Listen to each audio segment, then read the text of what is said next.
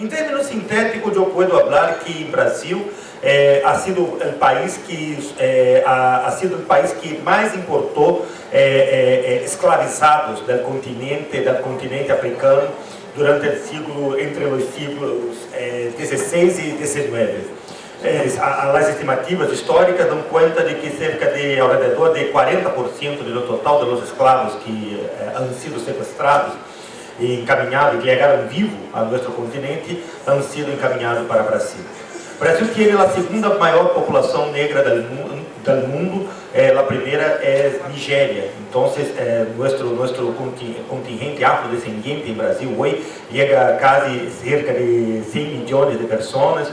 Temos ao redor de 50 milhões a mais de afrodescendentes em Brasil, por exemplo, em comparação aos Estados Unidos.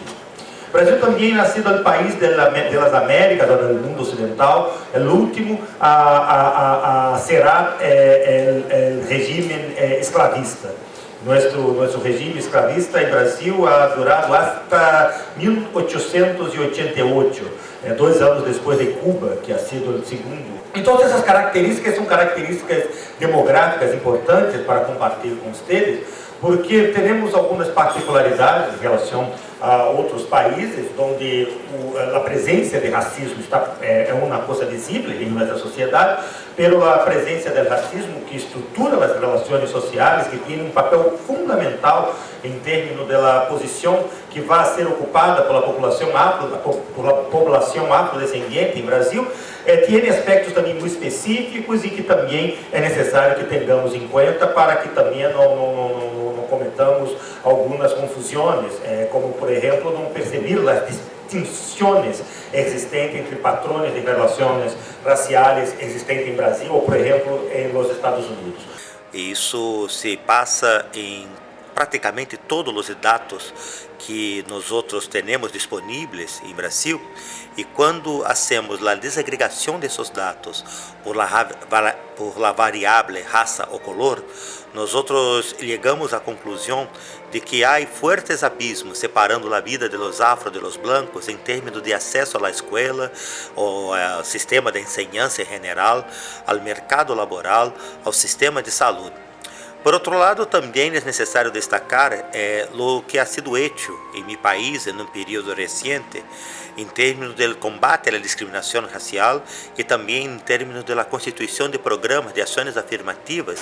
Então, em termos das políticas de ações afirmativas, a criação da CEPIR, que é uma secretaria dedicada para políticas de promoção da inclusão racial e da equidade racial em Brasil, ações hechas em plano da escola, como a Lei 10.639, que impõe a enseñanza de estudos africanos e afrodescendentes para nossos estudiantes do ensino fundamental, da enseñanza fundamental, são exemplos importantes porque creio que podem servir de exemplo para outros países que também intentem produzir ações de superação do racismo e das inequidades que nós outros temos em nosso continente e que a situação dos afros em Brasil, em geral, também é muito semelhante à situação que muitos outros países também se passa, como é o caso de Equador, como é o caso de Colômbia, como é o caso de Costa Rica, países onde há dados disponíveis e que permitem que nós outros hagamos alguma afirmação nesse sentido com alguma base de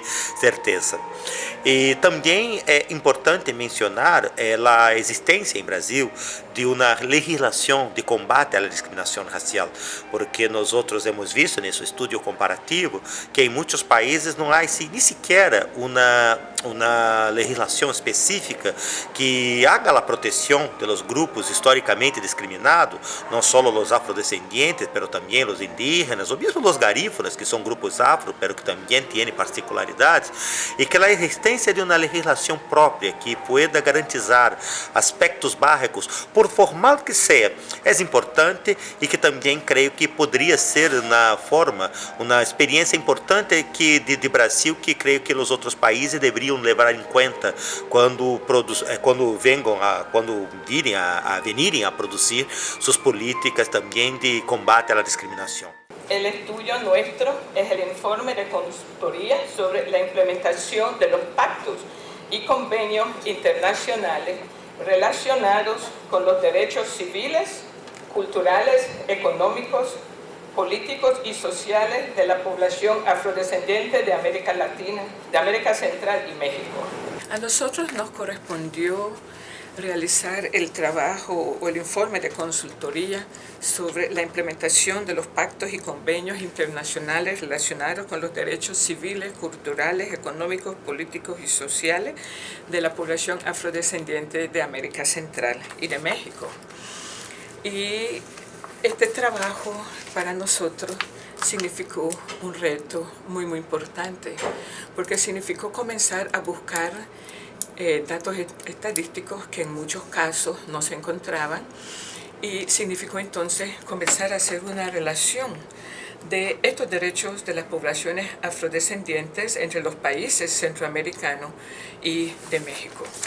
Aquí es importante decir que en el caso de El Salvador, la población afrodescendiente es completamente negada, no existe información en ningún lado. En el caso de Panamá, Costa Rica y Nicaragua, estos países han venido cada vez más avanzando en leyes que tienen que ver con estas poblaciones, pero también en lo que es la aprobación de estas leyes y la implementación de las mismas ha habido una brecha bastante sustancial. Creemos que esta investigación nos va a ayudar como universidad de la que provenimos a tener mayores elementos para poder compartir con las mismas organizaciones afro, para que también juntos y juntas definir cómo queremos vernos en todo este proceso de divulgación y lucha por los derechos. Yo diría realmente que el panorama para las poblaciones afrodescendientes en este contexto es muy buena, y se suma a esto que el próximo año se declara el Año Internacional de las Poblaciones Afrodescendientes por las Naciones Unidas. Todo esto creo yo que va a apoyar a que la fuerza por el cumplimiento de los sueños y aspiraciones se puede llevar a cabo. Este estudio, hemos visto las diferentes miradas, las diferentes regiones, los desafíos y lo que corresponde al movimiento afro, la sociedad civil, su implementación.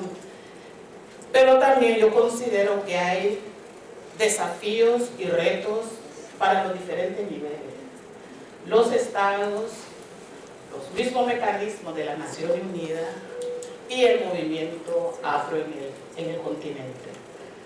¿Verdad? Aquí no se ha hablado del observatorio. Hay un observatorio impulsado por la CEPAL.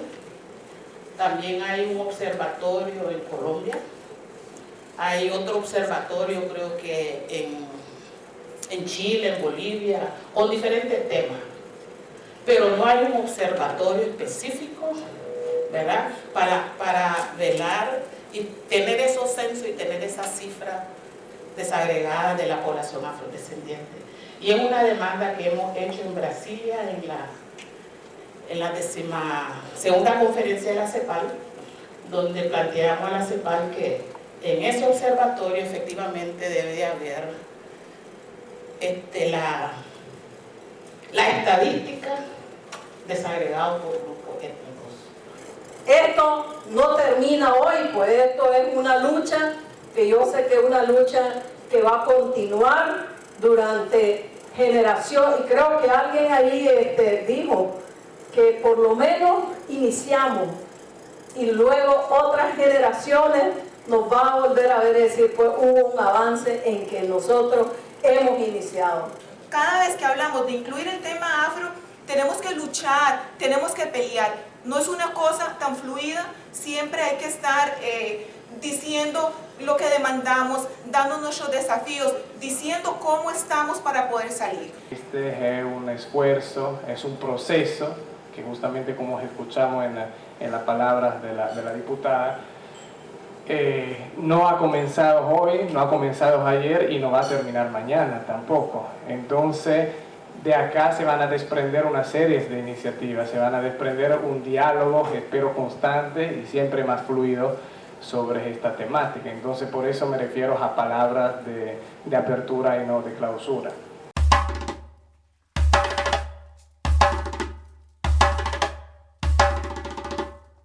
Para nosotros es un instrumento muy importante para ir definiendo y mejorando más la lucha en la que nos enfrentamos, ¿no? La lucha contra la discriminación racial.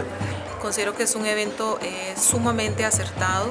La población afrodescendiente se tendió a decir que nos pusimos de moda a partir del 2005 con Durban, en donde ya se reconoce la población afrodescendiente y sus demandas.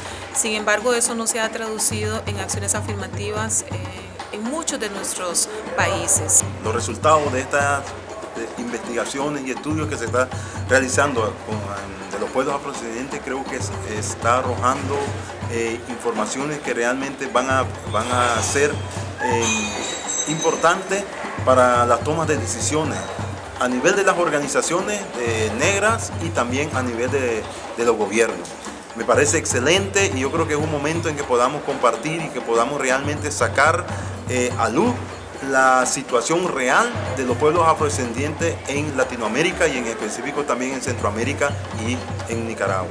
Yo como joven creole creo que es muy importante porque así tengo el material para poder imponer y decir que tengo derecho como afrodescendiente. Ha sido muy interesante toda esta recopilación que han hecho estas diferentes personalidades que han trabajado en la elaboración de esta, basándose en la investigación, ¿verdad?, sobre la situación de los afrodescendientes en América Latina. Tiene un impacto fundamental porque nos muestra cómo están siendo tratadas las personas afrodescendientes en América Latina, nacidos en América Latina, y cómo son tratados por los mismos latinoamericanos y son discriminados por nuestros mismos pueblos. Lo importante de la presentación de este estudio es que está llegando a comunicadores, es decir, no está llegando necesariamente como cualquier foro, como cualquier taller, como se expone en cualquier trabajo, sino que están haciendo definitivamente se va a ver una reproducción y por transitividad más personas lo van a conocer.